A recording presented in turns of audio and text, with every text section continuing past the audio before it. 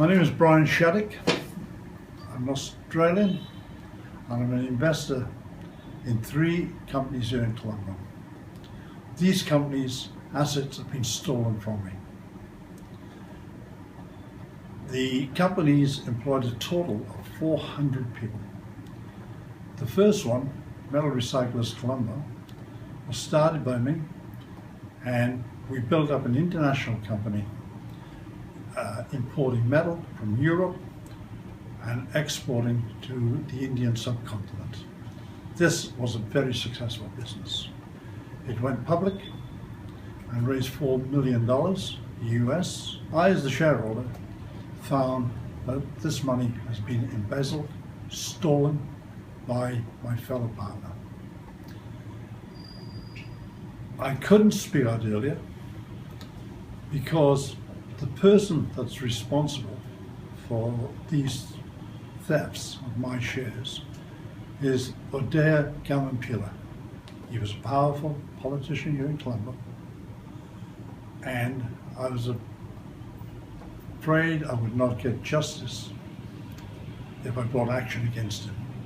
Today I am more confident that it is possible to bring these thieves and people who cheat investors to task with the new rules set up by the government here in Sri Lanka. The association started with Mr. Sydney Jarsinger via a phone call to my office in Australia, where he wanted to sell me 1 container of copper. This was many years ago, and I did business with him, paid him in advance, and the whole deal went perfect. A couple of weeks later, we repeated the exercise. Again, it was perfect. I was dealing with the gentleman, and I thought it was worthy jumping on a plane and coming up and introducing myself to Mr. Jarsinger. He met me at Colombo Airport and took me to his car, carrying my bags. He was obviously a very poor person. His car door was tied together with a piece of rope. And we developed a relationship.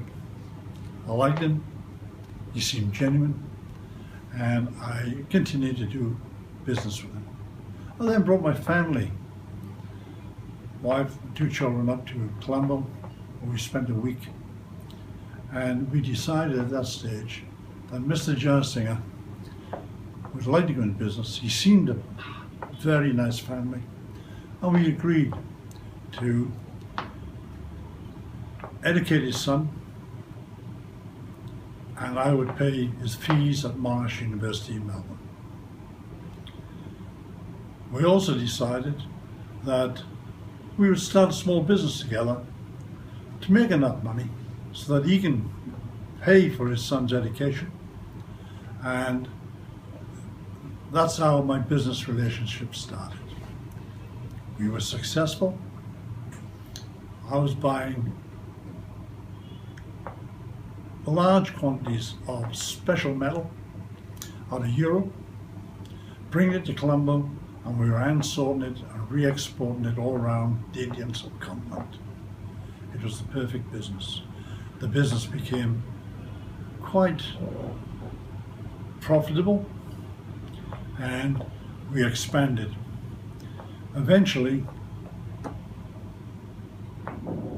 we raised $4 million US on the Colombo Stock Exchange.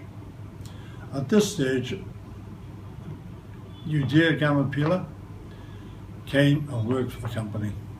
He was smart, clever, and very intelligent. And he and Sydney bonded together as a team. Unfortunately, the good beginnings turned out to be a bad marriage, because both of them are dishonest crooks and cheated me out of any chance of being successful. We employed 400 people.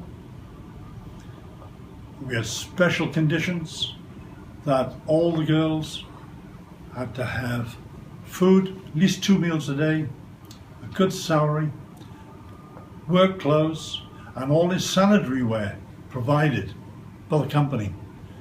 This was the way I wanted to run the business. The company grew and we started getting, the company grew and prospered. Gammon Peeler came on the scene and we landed up raising money on the Colombo Stock Exchange, and the company continued. I never drew 1 cent salary. I put all the money and effort back into the business. After 12 months, it was obvious something was wrong.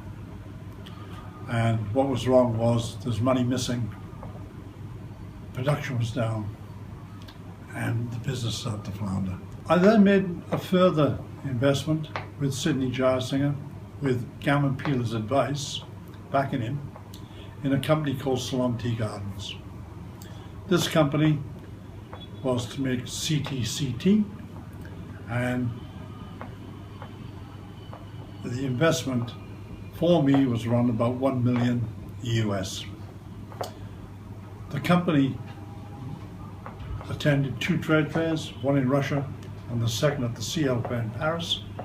At the CL Fair in Paris, we won the award for the best new product to be presented, which is a great achievement for a startup company in Sri Lanka. Sidney Gilesinger had power of attorney over my shares in metal recyclers. Note, only metal recyclers. Unfortunately, unknown to me, he used the power of attorney and abused it, and along the investment in Salon Tea Gardens was sold to a third-party company. I was never asked, I was never informed. He just said the business is gone.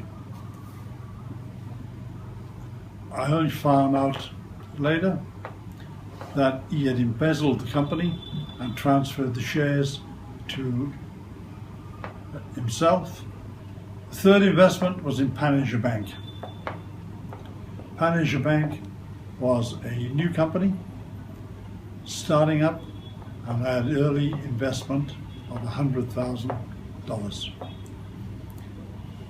This investment sat for a number of years awaiting Pan Asia to go public, or which they eventually did, by which time I had been out of Colombo, by which time I'd fallen out with Sidney Gilesinger.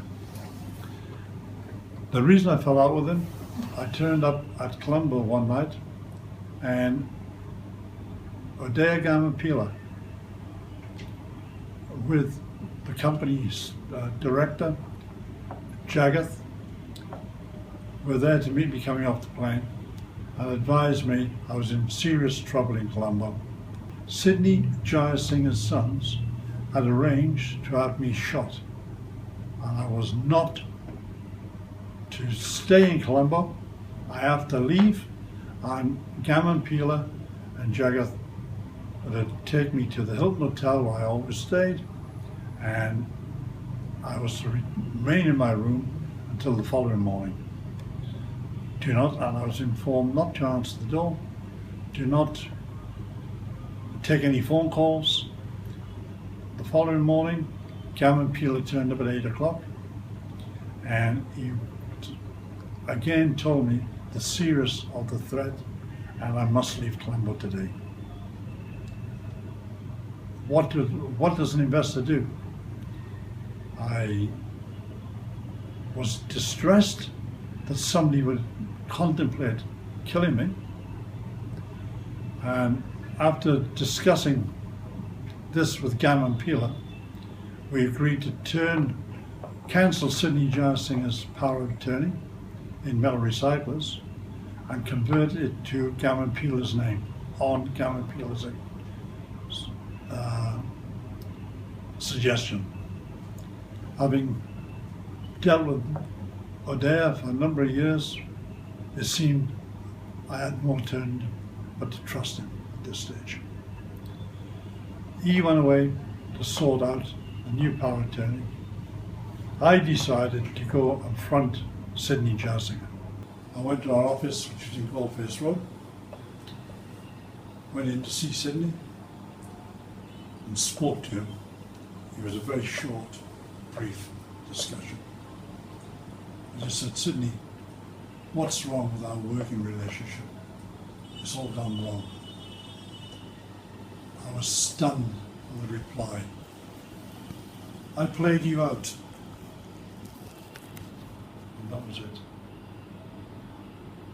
I left in total disarray. Disarray. And returned to the Hilton, signed a new power of attorney with gammanpilage, and I was taken to the airport and left Colombo, never to return until now.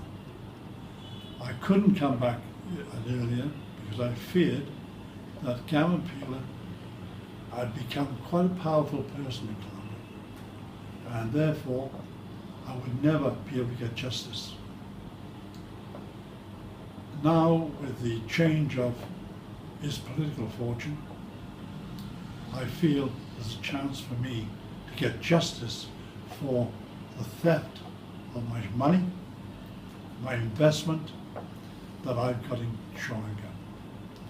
I've already started legal proceedings by reporting the matter to the CID, who are starting to investigate the actions of gammanpilage, who I think is a cheat, a liar, and a criminal.